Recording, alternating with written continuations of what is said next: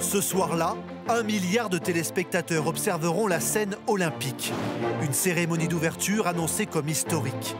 Le scénario est encore secret, mais les premiers acteurs viennent d'être dévoilés. Les bateliers.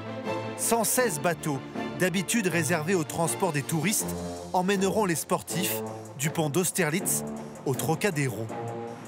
Un trajet répété des centaines de fois par le clipper et son capitaine, Grégory Lafrancesca.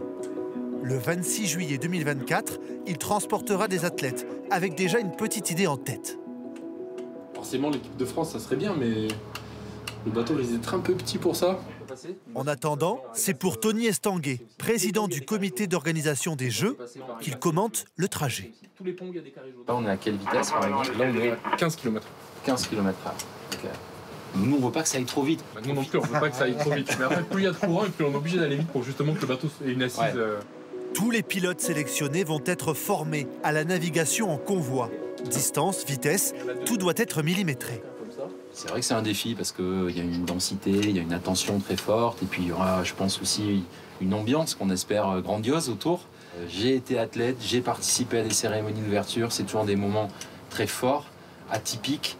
Là, on est pour la première fois dans un décor exceptionnel. Donc on a envie que ça dure. Je pense que les athlètes auront envie que ça dure.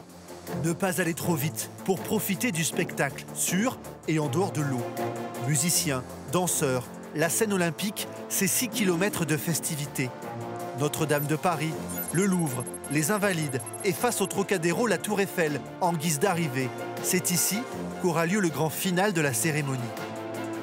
206 délégations et donc 116 bateaux de 9 à 60 mètres de long, spécialement décorés pour l'occasion. La Grèce ouvrira le défilé, la France, pays hôte, passera en dernier. Selon cet armateur, cela peut bouchonner à l'arrivée.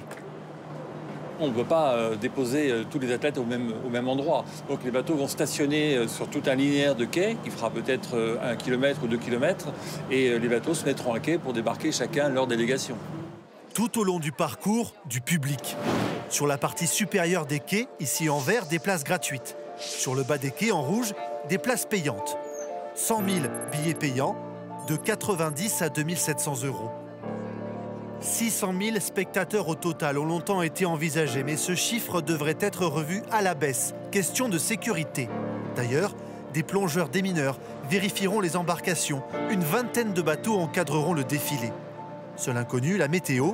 Ceux qui connaissent la Seine savent qu'elle n'est pas de tout repos. C'est un fleuve, c'est la nature. Il ne faut pas qu'il pleuve des jours avant, etc. Mais mis à part des événements exceptionnels, on est prêt. Le pari est donc lancé. Une première grande répétition aura lieu mi-juillet.